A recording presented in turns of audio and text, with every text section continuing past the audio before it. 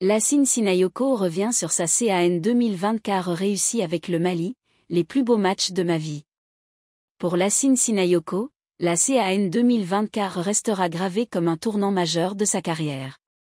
L'attaquant malien s'est confié sur son expérience lors de cette compétition, marquée par des performances remarquées qui ont changé son statut dans le monde du football. Une opportunité saisie. Au départ, je ne savais pas si j'allais jouer ou non, admet Sinayoko. Et grâce aux blessures, j'ai été amené à jouer, j'ai été performant, j'ai tout donné. Sa montée en puissance pendant le tournoi n'est pas passée inaperçue. Après la CAN, les regards ont changé.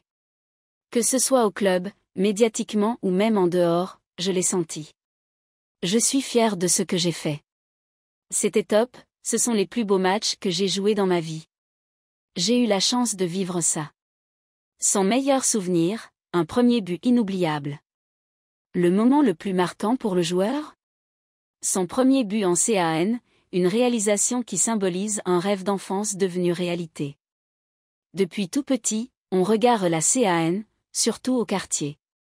Tout le monde se taquine et met en avant son pays.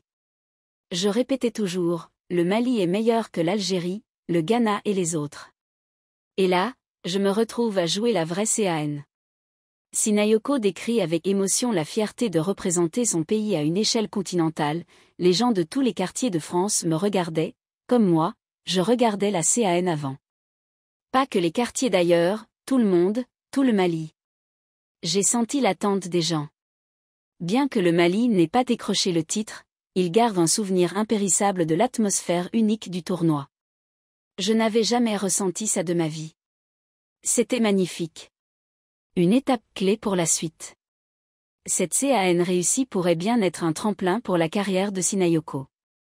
Ses performances sous les couleurs maliennes ont prouvé qu'il était capable de répondre aux attentes dans des moments de haute pression.